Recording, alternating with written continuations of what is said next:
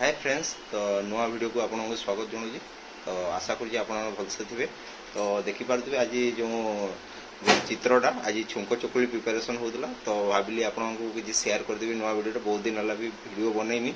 तो देखिपे पियाज कटा किसी भूसंग पत्र कंचा लंका और धनिया पत्र। तो चलतु प्रिपेरेसन करवा। तो फास्ट मिसेदे धनिया पत्र तापर जो जोटा गोटे पियाज कटा होता तो भूसंग पत्र आउ कंचा लंका नहीं जावा।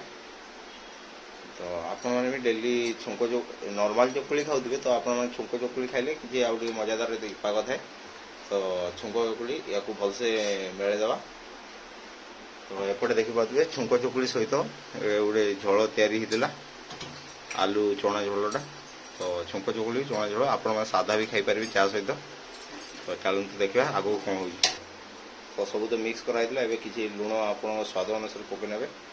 तो लुण बेसी आप इच्छा अनुसार पकड़े जिते ये लगे लुणिया लगे दरकार ना, कारण आप झोल भी तैयारी करदे ना से हिसाब से आप लुण नहीं।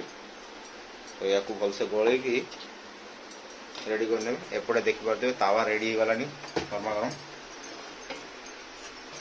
तो नहीं रिफाइन ऑयल आम यूज कर चाहिए सरस तेल भी यूज करें। बाकी रिफाइन ऑयल टा ये भल लगे। तावा को भलसे गरम करने। तो देखिपे तावा गरम हो गलानी। एबे फास्ट बटर टा नवा और छुंक चकुली तैयारी करवा जोटा कि हिंदी में कहते उत्पम। आम ओडिया जोटा कहले कि छुंक चकुली एटा को हिंदी में लोके उत्पम बोली खाते। उत्पम जहाँ ना। तो देखिए के प्यारा लुक आसूँ बढ़िया देखा जाऊँगी। तो या ढांकी दवा ए 2 मिनिट छाड़ीदवा ए ढांकी। तो लगुच हो। तो देखी नवा देखिए या फ्लिप करवा पलटे दवा।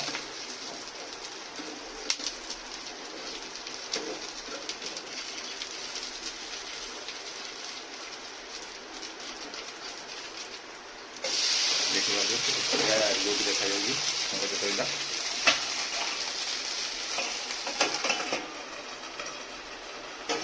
ताकू आउ किसी समय एमती ढांकीदवा रेडी हो छुंक चकुली। तो देखो मो खावाई रेडी गलानी झोलटा पूरा ओडिशा स्टाइल रही। बेसी मसला ना कि ना हलदी लुण पड़ यार रेसिपी जदि आपण मैंने जदि केबे कहबे कमेंट रे निहाती कमेंट करेंगे तो आपण को शेयर करूँ। तो एपटे देखिपे छुंक चकुली पूरा क्रिस्पी रेडी हो गलानी। मते टिके लाल लाल भल लगे और क्रिस्पी क्रिस्पी आपणकर हिसाब से आप रेडी करेंगे। तो केते बढ़िया प्यारा लुक लगुच। तो आपण को एबे देखौची और टेस्ट कर बतेबी केमती लगिला छुंक चकुली। तो फाइनाली खावाई आसीगला देखिए मोर छुंक चकुली केमती मजेदार है। तो आपण को जब वीडियोटा भल लगे आपण मैंने निश्चय लाइक कमेंट और शेयर करेंगे और सब्सक्राइब करने जमा भूलें। आउ देखिपे मो पछ वीडियो को आपण मैंने एत भल पाइबा देथिबारु आपन को बहुत बहुत धन्यवाद। तो आज छोटिया वीडियो आपन को केमती कौन लगे निश्चय जनइबे।